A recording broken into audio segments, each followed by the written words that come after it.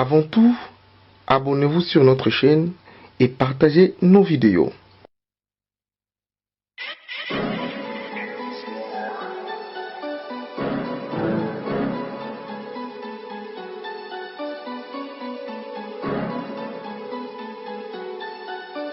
On voit en plus de l'INRB, le CMK et HJ au hospital qui vont aussi ouvrir des centres de traitement. Donc on attend juste que les tests soient homologués et à ce moment on pourra avoir plus de centres. Donc prenez un peu votre mal en patience.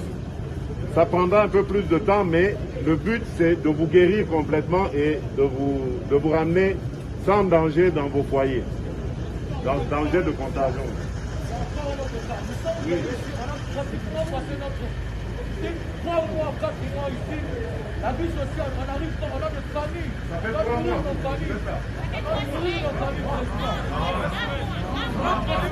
La semaine ou bien 3 mois.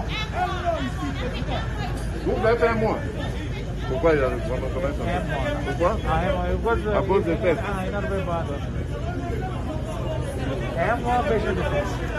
Comment? Bon, mais attendez, pour manger, ça va. Pour manger. C'est bon. Bon, mais c'est...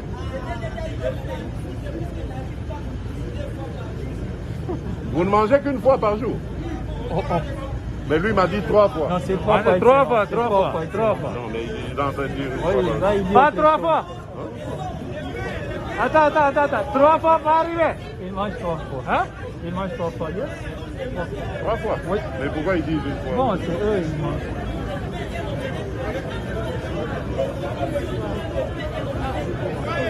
Ah, ok. Excellent. Et le soir? Et le soir?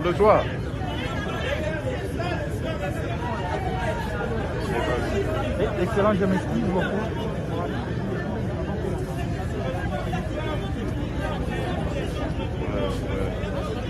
Non.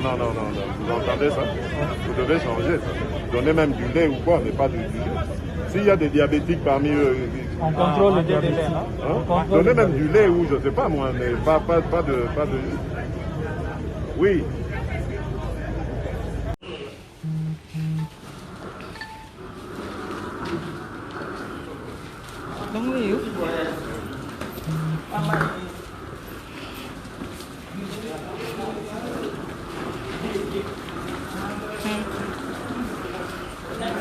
Niende na mune na video. Hein?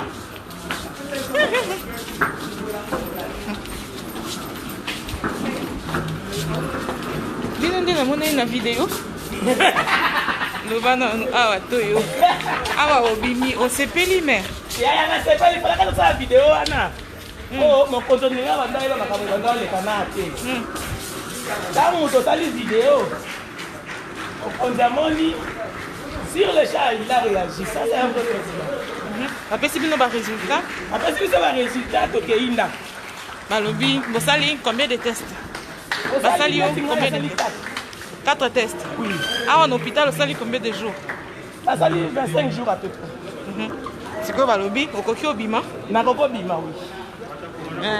Et les qui n'ont sans problème? Bon, on a rencontré quelques difficultés, mais pour le moment, ça va. Vous avez combien au total, Bobimi? Bobimi 10 personnes. Oh, Boyo qui bien. Oui, autre qui bien. Maman, c'est quoi vous sensibiliser la population, besoin du matin que malade des alliés.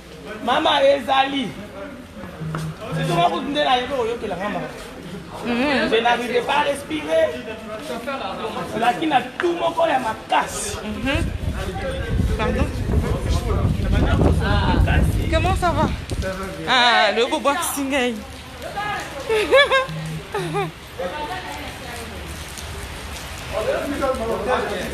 Comment? Pour Nanine. Mais ça n'a caca. Au commis instant. Non. Ça c'est pas. Maman, parce que la cité va donner du matin. Malade des alliés. Malade des alliés. Alors, malade des alliés, il faut se protéger. Avoir précaution parce que Maman, est-ce qu'il y a pas qui sont comme ça qui ont un le supermarché, malade, circuler partout. Yo a sali combien de jours dans l'hôpital? Ça a eu 33 jours. Waouh! Dans l'hôpital, je suis 5 jours. On a fait 38 jours de... C'est que? Malade des alliés, on a mis 6 ans de alliance. Yo sali combien de tests pour pas déclarer que Obiki vraiment? Je sali 3 tests. Ah, d'accord. Merci.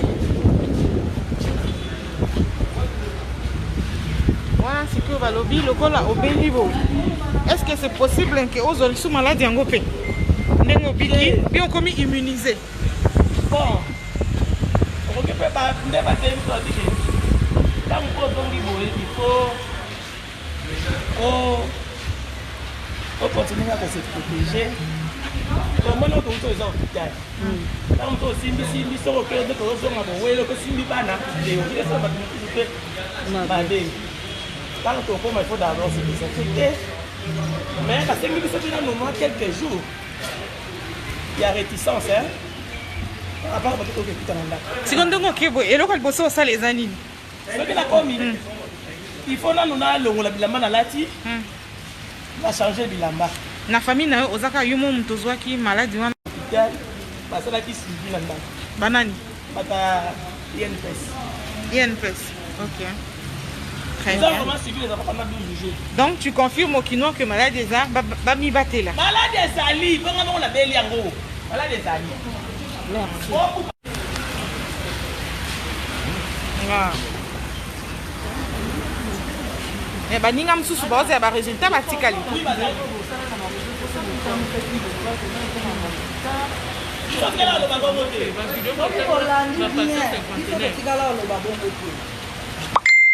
biso tosilikaki mpona nini tozalaki tobandaki kozwa avantage toloba avantage moko te na part ya inerve yango nde tobengaki mpona ete baya na secours na biso parce que rien ne marchait. La raison pour laquelle baninga mosusu bazalaki très fâché parce que tozalaki sous na contact na gouvernement te lelo te babaki koya mpe kotala biso yango nde toreventikaki merci président ayokaki aituni biso mpe toyebisi ye nyonso tosalaki aye kobimisa biso awa biso je pense que bomoni donc le maladie coronavirus réel parce que moi-même j'ai été victime d'un coup mais Dieu merci nous sommes là. C'est un peu ça. Mais Neti, par exemple, parce que c'est partager un témoignage de ce que Yomoko Vivaki, Osako Kandengenini, Okakindengenini, et puis. Juste, j'avais de la grippe, j'avais aussi ma paiement. Ma paiement et sali et tique. Jusqu'à ce que j'ai été déclaré positif. Dieu sali combien de jours? Na hôpital. Bon, je peux dire 3 semaines et demie. 3 semaines et demie. C'est que Balobi au guérir. Guérir, oui. Donc avec preuve même que ça. Nanda kunaoka yo mom tozaki maladie. Bon, nazwa qui m'a travers mobile manga. Il était sorti déjà 2 jours avant, totalement guéri. Ok. Merci.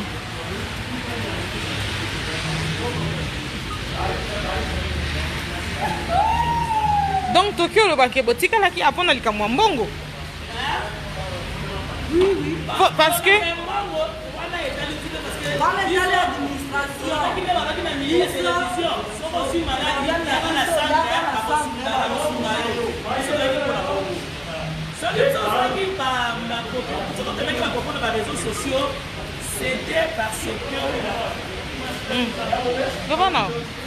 c'était parce que maintenant on doit suite il y a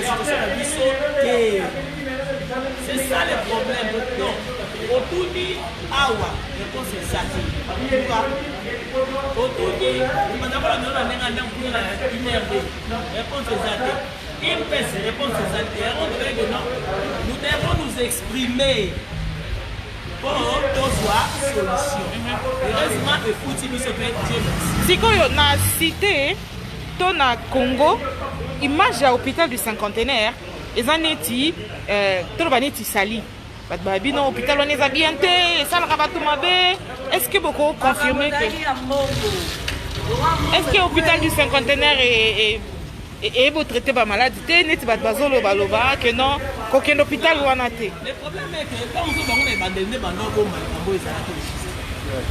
donc c'est quoi va solo li balobi ça doit éviter biso vraiment va solo les staff na baso na gouvernement on est allé biso yo traitement na ele qui n'a pas bien on voulait revendiquer nos droits on nous fasse des tests qu'on rentre la société mais bino bolandel na bino bien ba médecin ba soigner bino très bien mais c'est parce que on a réagi non nous on réagissait pour pas la biso ba résultat na biso na to bima na hôpital c'est ça yo ba non mais la kisini ngai na meli chloroquine na azithromycin na sulfate de zinc na vitamine C. Bon, il y a aussi des médicaments qu'on me donnait parce que j'avais aussi d'autres antécédents par rapport à ça.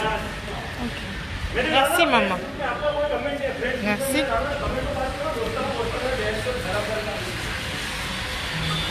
Oula. Sophie, on met non.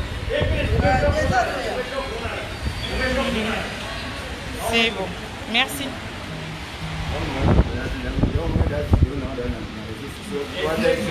Ouais, voilà taille jaune. Mais yo mtu do bimaki déjà pesa mkongo boy chabo. Loba siko. Mais baya ebele na cité ba on dit maté que maladie ezanoko. Ah, problème ezande yo follow ba. Baya ebele ba on dit maté. C'est ça le problème. Batu ba boy kondima corona ezate. Tango batu bazobo yo ndima corona ezate yo za na chance obiki. Mususu okendo tambola changa azu yango akufi. Ake kuna pe babomi batu mutu moko bomisi batu 200. Yo lokola nzamba salio grâce au biki. Yo nde mutu faut témoigner que maladie eza baya ya bozwa quand même ba précaution na bino pour que pour attraper ngote po yo biki. Mususu akokufa. Omoni que so boyo témoigner. Tant ba bando kufa siko quelque part pe conscience na we ko reprocher yo. Ozomona po biso tanto ya boto ozope ba risque. Toye ko zo ba témoignage po ba tebele baza libanda va comprendre au bino bo vivre que bango pe bazwa ba mesure totambola na loyengete soki yo boyo témoigner alors à quoi ça sert totika baninga bakufa biso pe to confiner na ndako na lobi donc ni na avec ça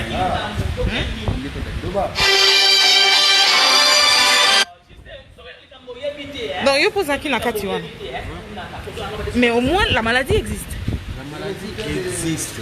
Et si vous traînez un peu pour vous faire dépister, ça peut vous tuer. Parce que c'est une maladie en caractère respiratoire. Ça affecte les poumons. Et quand ça arrive à ce niveau-là, vous-même, vous savez, on est encore dans le tâtonnement. On n'a pas trouvé un médicament, on n'a pas trouvé un vaccin. Alors, si ça touche déjà les poumons, vous êtes susceptible à mourir. Donc, prenez des précautions. Si vous avez la toux, si vous sentez un peu de fièvre ou que vous vous sentez bizarre, ou soit vous sentez quelque chose au niveau de la gorge, en dehors du fait de prendre quelques médicaments, soit quelques solutions traditionnelles ou autres, allez vous faire dépister. C'est mieux lorsque le virus est encore jeune. Il n'a pas encore touché à un certain niveau de si ça touche les poumons. Vous avez contacté la maladie, est-ce que vous vous souvenez? Ok. Moi je travaille, on était en confinement. Pendant le confinement, parce que je travaille dans un hôpital, pendant le confinement, c'est à ce moment-là que nous avons attrapé la maladie. Heureusement pour nous, on était asymptomatiques, on était porteurs ça. C'est-à-dire pendant qu'on ne savait pas encore qu'on avait la maladie, l'hôpital nous a exigé de faire le test. Le test était positif. Aussitôt c'est positif, nous sommes venus se mettre en quarantaine ici au secrétaire. Et après le traitement, alors, nous sommes guéris. Donc vous n'avez pas développé les signes et toute la douleur, tout le calvaire de cette maladie? Non, aucun signe, aucun symptôme. Nous étions asymptomatiques.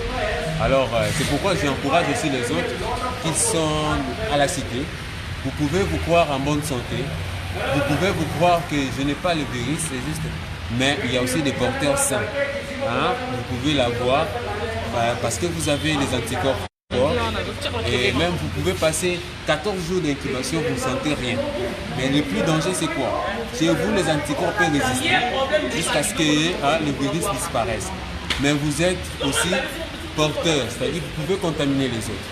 pouvait contaminer les autres. Et ceux-là qui ont des anticorps faibles peuvent rapidement manifester des symptômes. Pardon, c'est long, c'est pour m'appeler la joie. Le mot français m'échappe pour l'instant. Je suis très émotionné. Dans un sentiment beaucoup naïveté. Premièrement, coronavirus, les maladies sont réelles, les vraies maladies.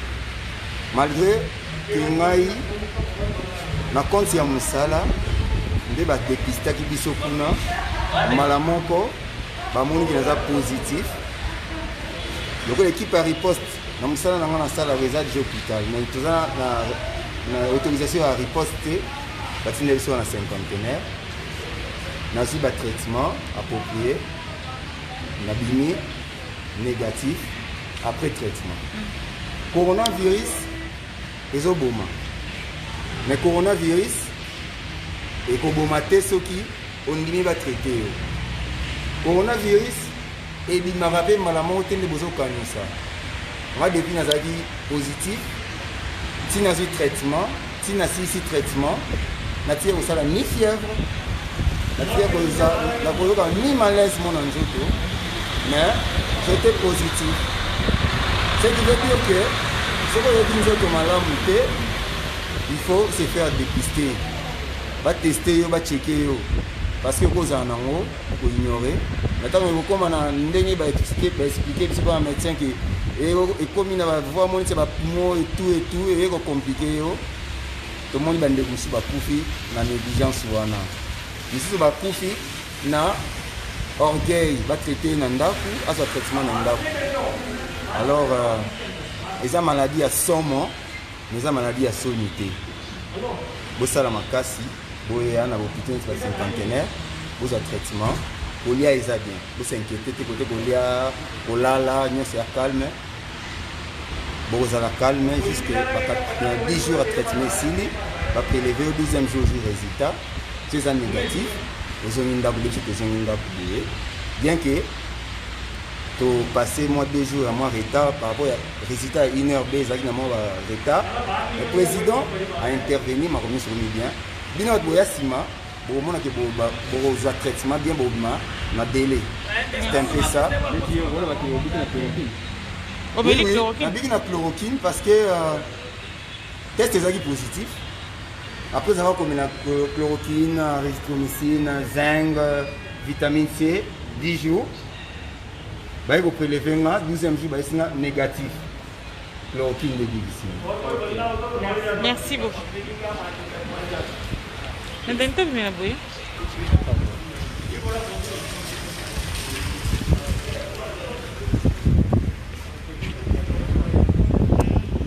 Tonton Nangai, mobala don fiagi atanti Nangai, asaki asida la mutuka. Anoke en hôpital. Bazue baene ala secrétaire baba kuna kolora. Ya nini? Bazue bakanga ngo. Basala examen. Basala examen. Babo bala sebilamba babe biso batodi mama biso charge ebembe to boy na biso. To boy azala mwasi na banda. Bazala mwasi na banda ba tester ba wazala ngate.